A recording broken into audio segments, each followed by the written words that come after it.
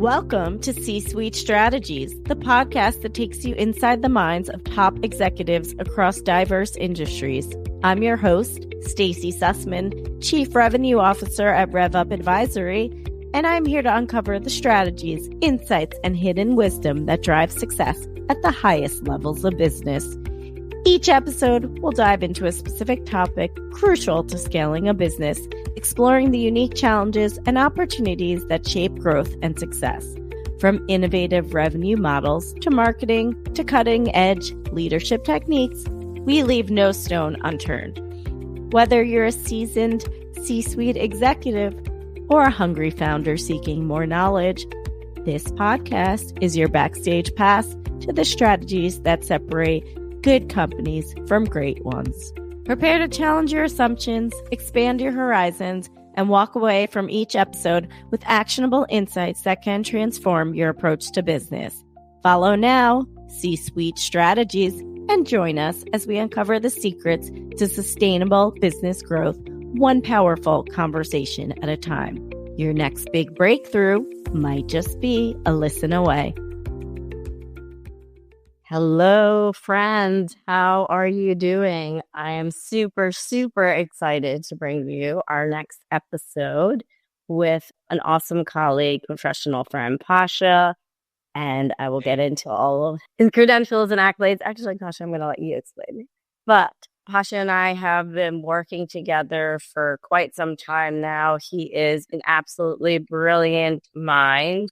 He helps with marketing efforts, and that's a pretty broad statement there, but we'll go into the weeds and the details of that. And I feel like when we combine our forces with sales efforts, marketing efforts, and operations, it's just transformation of businesses at the highest level of consulting at the end of the day. So super excited to have you, Pasha. Welcome. I'm happy to be here. So today's episode is proven strategies for scaling marketing and sales efforts. And I wanted to keep it broad because Pasha and I have been working for the past couple of years together on a bunch of different consulting projects. And I think what we bring to the table is really unique. We see it in our client work every day and every week that we've been working together. But I wanted to share this with a larger audience. So, Pasha, before we get into any questions, can you just introduce yourself, give our folks some background about you, and share any details you wanted? Yeah, so I'm Pasha Irshad, co-founder of Shape and Scale. Probably got about 16 years in the industry, and that industry would be B2B. I've pretty much worked across marketing and ops for that time, kind of cut my teeth in technical project management, website project management, mobile app development. So that was in the era where mobile apps were a thing. I mean, they still are, but not to the extent that they were back then. And then segued really into just B2B demand and lead generation. So I was VP of digital at a B2B agency, serving clients like Samsung and Microsoft all the way down to SaaS startups like a Databricks or a Tableau. Over those years, learned a lot. And so kind of took those learnings with my co-founder, Suzanne Block, who heads up the tech PR part of our business, and created Shape and Scale. So I've been in business 2.5 years, HubSpot Gold Partner. Today, I'm really focused on helping our clients orchestrate their go-to-market through HubSpot. That obviously involves ops. And I do look at things from, I think, more of a marketing lens, but have been working with sales teams probably, for the last 12 years. I think, something we were doing early in our career was just getting feedback directly from sales, talking to sales teams in order to make our programs really, kind of excel in a way that led to more cohesive collaboration between the two departments. Amazing. And I love that. I feel like when you combine your marketing and MOPS prowess, and then you bring in me and some other folks that we've been working on some projects together with sales and customer success and expansion business, it's just, to me, like the sky's the limit of what we can do to transform a business at the end of the day. And I think this is what I would call growth. And I think it's a broad umbrella term, but just talk to us about marketing, because I come from a background of magazines, digital advertising, sales, and I have kind of a POV on what I think marketing is, but let me hear it from the expert. There's so many facets of marketing these days. So what is that? And then how do you kind of segment that out into the work that we do? Yeah, I mean, I think again, like I came up in the era of lead generation. That was before demand gen was a thing. And so in that, I think I learned a lot about what to do and what not to do. Obviously, we still have the same debates, I think, today that we did 10 to 12 years ago, which is MQLs and lead generation versus demand generation and brand building. And I think really all of that is great, but it comes down to understanding. Again, this is super cliche. I find it very hard to talk about this without feeling like I'm just repeating things that have been said over and over again. But I think it rings true that it's just all about understanding your customer, why they buy from you, and then building a customer journey that where like you have a cohesive strategy that takes them from unaware to most aware and kind of fills that in between, right? Like the reality is today, people with B2B purchasing power are doing most of their research before they even talk to a salesperson. Yeah. They have more content than ever before. If anything, too much content. They've got a myriad of touch points and people making purchasing decisions have a broader purview, right? That budget needs to be spread across a lot of different things. So when you mix all those in together, you're not going to really win unless you do actually have a cohesive strategy that you see through. So to me, that's really what marketing is. It's getting your message in front of customers to help them solve their jobs to be done, and then giving them everything that they kind of need to make the decision and ensuring that when sales gets them, sales, I think, has what they need, not only to, I would say, close the deal, but just to make the best use of their time, right? So we're not working a ton of unqualified leads. So we're not having to constantly ask for enablement materials. I think there needs to really be a marriage there where that kind of handoff happens in a way that has the least friction possible. Yeah, I so believe in that. And I feel like a lot of it comes back to ICP, which we were just talking to before we got on camera, and customer journey mapping, which Pasha has an amazing framework of how to kind of do this. And we've walked some clients through ICP workshop and customer journey mapping. And I think what I find is the basics and the building blocks of marketing at the end of the day, but there's an evolution to what that looks like too as companies grow and scale from 5 million to 15 million and 15 to 30 and 30 to 50 and so on. And I find that folks don't go back to the basics as they grow and mature as a company at the end of the day, because they're like, oh, our ICP is defined. Oh, that's great. But now you've added in 3 new product lines, or your customer has moved from more like an SMB segment to more of an enterprise segment, or you've gone up market, down market, whatever it is. And they don't really go back to the basics to reiterate, revise their sort of go-to-market strategy and specifically the foundations of marketing. What do you think about that? Because I know that's something we see across a lot of our projects. Yeah, I mean, I think the basics, I would say, get lost often. And coming out inbound 24, I mean, everything's about AI. And if we just walked a client through kind of like Copilot Breeze or Breeze Copilot, like what that means for the organization. But I think the caveat's always, you've kind of got to crawl before you walk. And so for a lot of clients across marketing, sales, success, the same problems are going to come up over and over again, right? That's one, lack of communication in between departments. That's dirty databases. Huge. That's friction for the customer across the buying journey. And it sounds like really, again, I don't want to use the word cliche, but all of this sounds like very rudimentary. But I think the more clients and for me, how I see, you'll find that the basics generally aren't there, right? So, I mean, there's so many different compounding factors that go into that.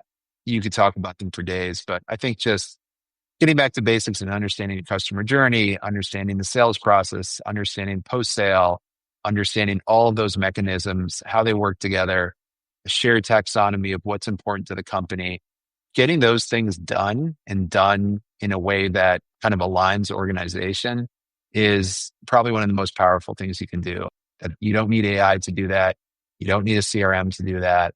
I agree. You said so many good things already, but I almost think of marketing as there's brand marketing, you got the demand generation, you got the marketing ops, you got the systems, you got the automation, you have the whole social fuel. And then I would say all those like company materials you talked about, whether it's for sales or white papers or click for demos or find out some more about us before you get on the phone with us.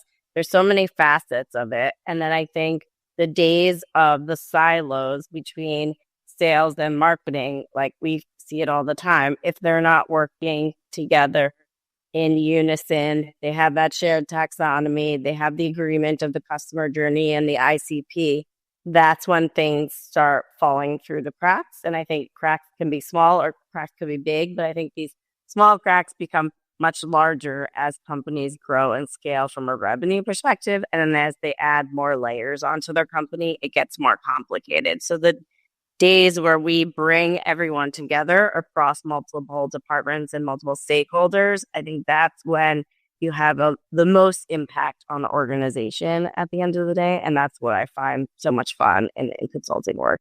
Yeah, I'd also say like just with 10 years at these companies are shorter and shorter. Like when I started my career, I felt like you had a good 3-year runway to like get things done.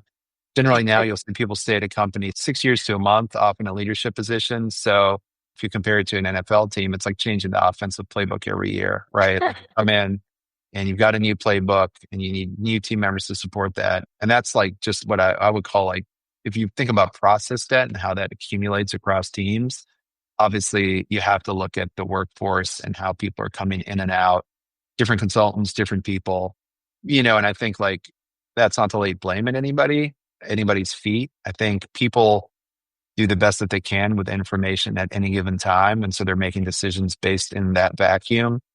It's always easy for me to come in or you to come in and like basically say, hey, this stuff wasn't done right. But I think like having an empathetic lens for the organization is really important. Yeah, I agree. I think one of our biggest successes is that we both do have an empathetic lens. Like we're like, hey, we can come in and change the methodology, but it's not just changing the methodology. Is it, how did we get there? Why did we get here? Where do we want to go as a business at the end of the day? And I would say also what's possible within the confines of the structure of the business. Is the business getting sold? Is the new leadership coming in? Did someone just new come in and they have a certain philosophy about how they run the business or reporting or how they report to the board? So I think it's coming in with our expertise and lens, but also being mindful that you're still working in the company and a container. And there are challenges and obstacles that go within that company at the end of the day that we need to work in. And I think being empathetic and then obviously having the clients trust us, as we can see with some of our projects, that's a huge lens. Once we get in and do an audit and a couple months in and they start trusting us, it's been, oh, what else can you guys do for us? Because they realize that not only can we truly transform the business, we can explain it, we can help them do it, we can show them, and then eventually we would leave, right, at the end of the day, and they'd be able to manage it themselves. I would agree. And now, a word from our sponsor, RevUp Advisory. At RevUp Advisory, we're passionate about transforming businesses. Most B2B companies struggle with scaling, but with us, you're guaranteed to maximize your marketing and sales growth because it's literally all we do every day. We know you've already accomplished some amazing things, but we also know what got you here won't get you to where you want to go. When the messy middle of scaling feels overwhelming, we dive in, we clean it up, and we create true business transformation. Our job is to handle the nitty-gritty details that get you there, allowing you to focus on the bigger picture.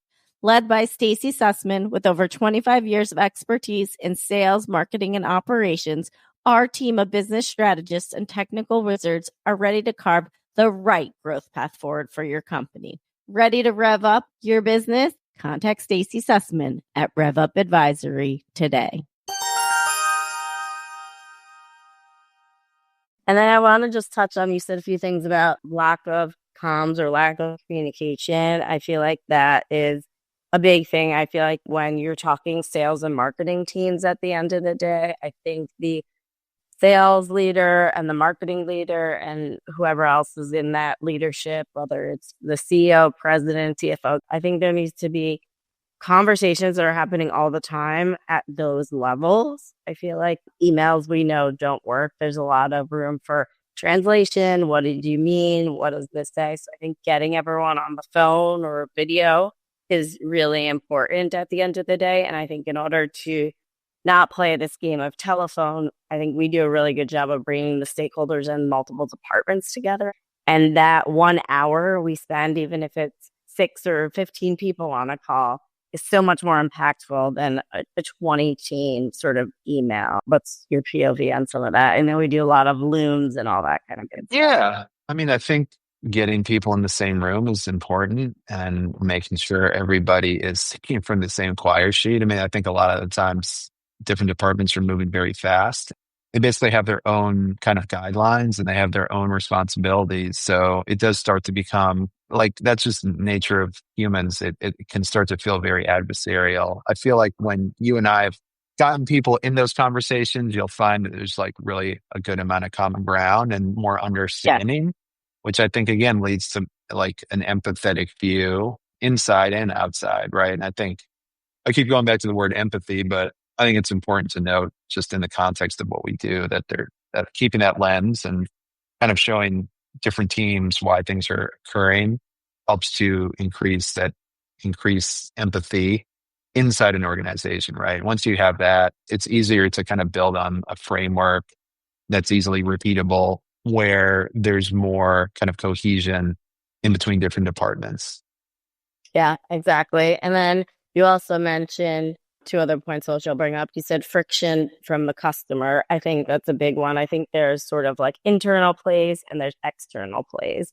And at the end of the day, if internally you're feeling the heat and the squeeze, probably externally you're getting the heat from the powers that be, whether it's the executives, board members, or even the clients are complaining. So I think mapping out that customer journey and sort of understanding what that looks like, I think that's huge because the plays internal and external, while maybe similar, different things happen behind the scenes. I think the customer needs to feel like, okay, I want to buy this. I understand why I'm buying this. This solves like a really solid like pain for me.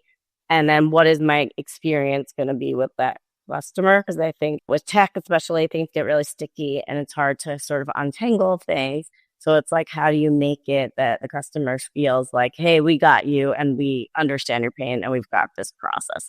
I think there's good friction and bad friction. I'm definitely like not the first person to have said that. Like HubSpot's RevOps training mentions it. I'm reading a book by, his name is Doug Davidoff, Revenue Acceleration Framework. He talks a lot about the friction. But yeah, I think there's good and bad friction. You know, bad friction is, hey, I can't find your pricing, or hey, I reached out for a demo and it's been 2 days. And there's good friction where there's guardrails where perhaps a customer is too early in the process, right? And they don't need to speak to somebody to get a demo. And that's where your content strategy should have the resources that they need for where they're at in the journey. For instance, if you have a blog with a CTA that leads to a demo, is that really like What they're looking for? Yeah, as opposed to having perhaps a CTA to another resource related, right? Like almost putting the guardrail and not letting them talk to you right away because there should be an understanding that there's more information that needs to be gathered. And people generally don't go to blogs unless it's on the bottom of the funnel or, you know, high intent to like get sold, I guess is what I'm saying.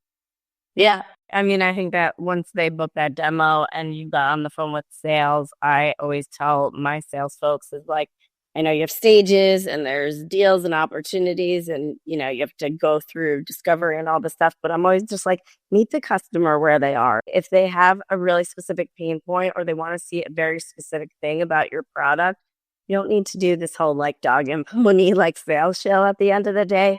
Lead with what they're asking, show them what they need to make a clear decision. And then you can always show them all the other great stuff. But I always say, meet them where you are, not force them sort of into your funnel or sales. meet them where they want to be in the buyer cycle and start there. And if they have to skip steps or skip hoops because they read 25 of your blog posts, that's okay. That means they're probably farther down the cycle and are quicker to buy it. Yeah. I mean, I think the idea of a funnel is probably outdated just considering how buyers, do their research and where they get their content from. I think it's probably one thing in marketing that maybe have like some people still, use the funnel, but I think thinking of your customers in a funnel is probably a little bit outdated.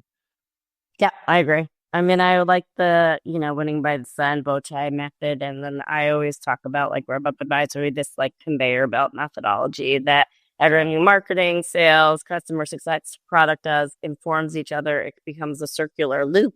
And so you're getting feedback from all these different points. They obviously need to move into some sort of system so that could be shared and disseminated across the organization. And then it's like internally, what are you actually doing with those data points, like an NPS survey, and how are you going to evolve your service, or what does that look like? Yeah, totally agree. And then the other point you mentioned was dirty data, which I know it's basically every company at this point. I would say data is never perfect, I don't think. But any guardrails or guidelines you think around data, how could you keep it clean? Maybe HubSpot specific examples. What do you think around that? Because I know that always is a big one because we're putting in reporting at the end of the day. And if you can't trust the reporting because the data is dirty, then it's really hard to see, the insights from the business. Yeah, I mean, I think that's kind of twofold. There's probably like the very tactical, like, hey, we have missing fields and we don't have email addresses and, I would just say holes in the data. But then there's also the why behind reporting. So I think a lot of clients will often be like, hey, I want to see like these 5 reports. And you don't necessarily even have the data to populate those, right? Like you don't have you might want to see a very clean conversion report from, subscriber all the way down to closed won. But if you're not automating those lifecycle stages, you're going to see a lot of holes, right? So that's just one example. Like you might need to put in place that automation. You get to the point where you trust that conversion and that kind of funnel data from a report perspective. And then I think from, just like an admin perspective in HubSpot, it's one, having a mechanism to identify where the holes are in the data. We usually install a data clean dashboard for our clients. We usually install InCycle. It just depends. If you have ops up, there's workflows you can put in. But one is being able to clearly illustrate where the holes in the data are and then putting in place a process to fix and clean those. Obviously, the more integrations that you have, the more bidirectional syncs that you have, the more problems that you have, right? So we always see the old like Apollo integrated into HubSpot. You push a ton of data in there, it becomes a lot of offline sources. Some are marketing contacts, some are not. And all of a sudden you go from having 1,000 contacts in your database to now having 5,000.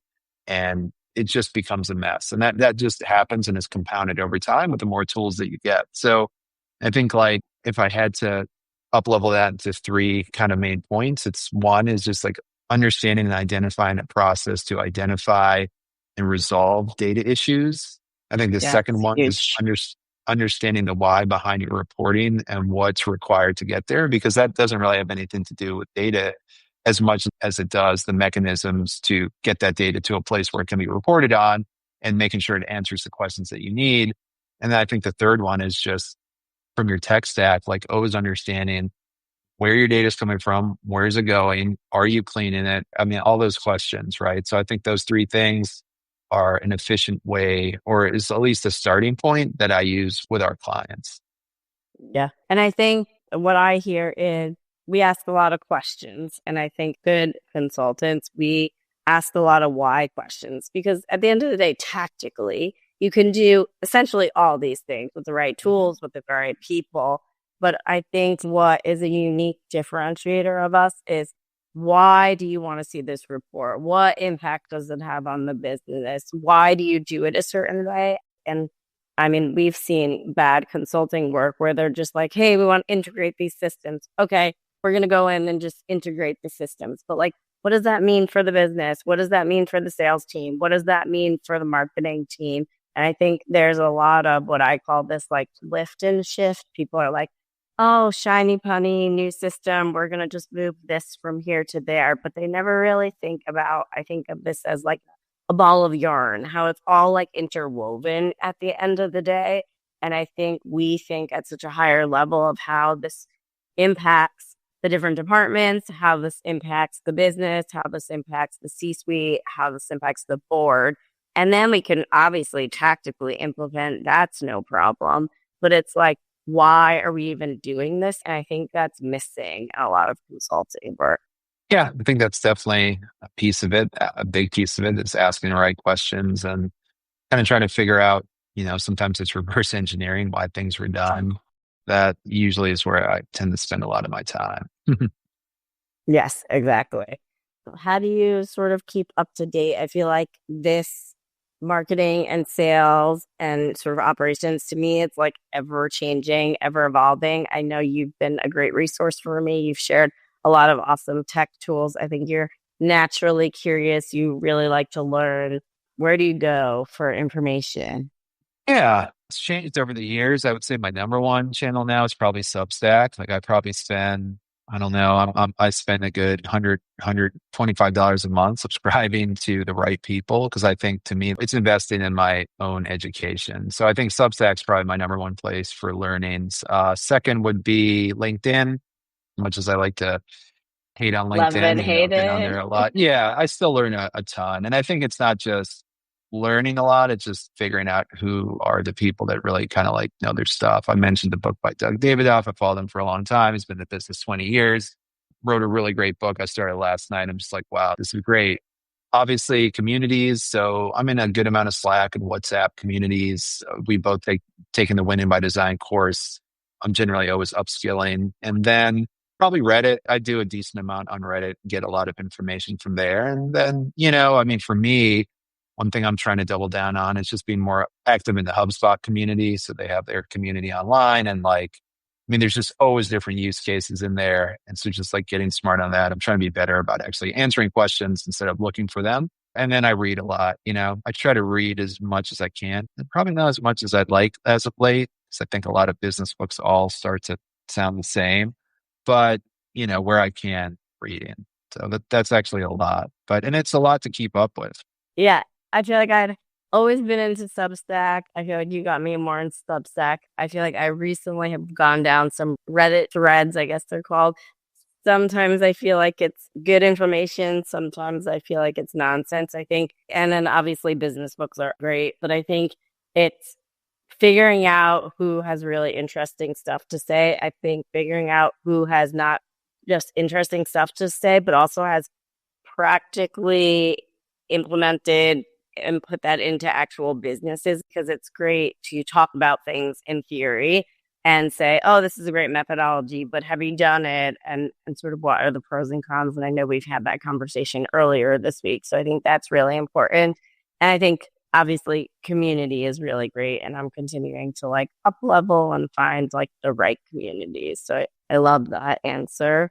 Any sort of tools, tech stack pieces, I feel like you have seen that are new. I was looking at some like AI video tool that I saw this morning, and I was like, oh, this could be cool, because I know LinkedIn's pushing out a lot of video these days. Any tech tools? I feel like you have so many, really. Yeah, I mean, I have my core that I can't live without. For me, that's going to be Claude, ChatGPT, Fireflies for audio recording, obviously Notion for documentation, Apple Notes, Get Matter, which is a reader app where I kind of save everything. I would say that's for like my own personal tools. Those are probably the ones I'm using. And then obviously HubSpot, which I tend to live in for myself and clients. Outside of that, there's so many. I definitely try to keep abreast of them. And, obviously being in HubSpot, like each category has so many different players.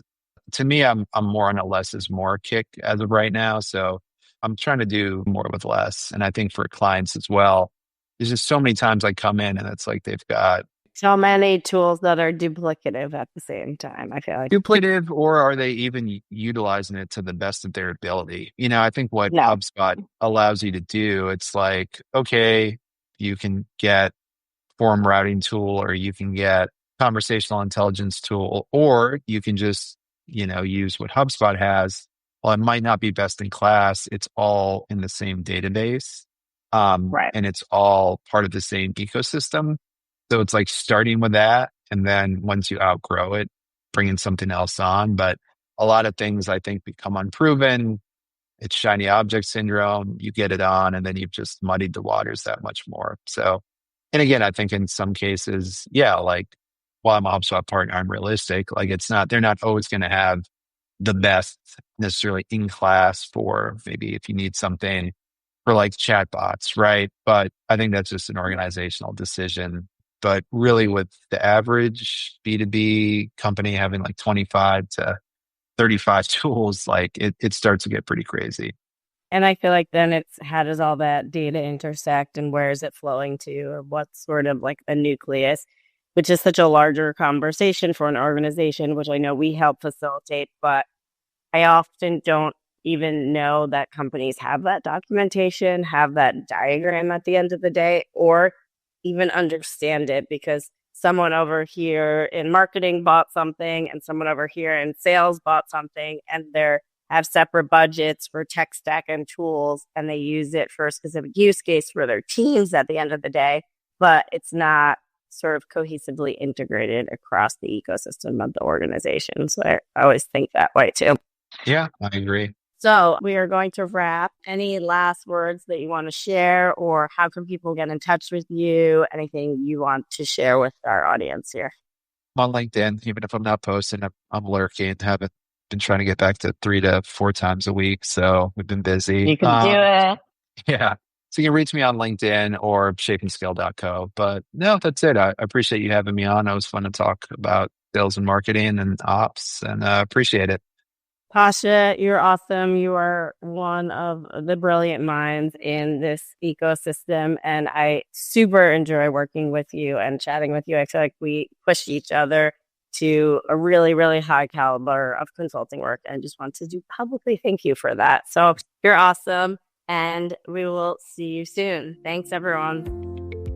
As we wrap up this episode of C-Suite Strategies, I want to express my sincere gratitude to you, our listeners, for tuning in and engaging with our podcast. Your commitment to business growth and operational excellence is what drives this podcast forward. A special thank you to our guests today for sharing their valuable business insights and experience. Your wisdom is a gift to our audience, and we're honored to have had you on our show today. If you enjoyed this episode, we'd be thrilled if you follow and subscribe to the podcast. Your help supports us to reach more ambitious business leaders just like you. And if you didn't enjoy it, well, I guess I'll see you never. This is your host, Stacie Sussman, Chief Revenue Officer at RevUp Advisory, signing off.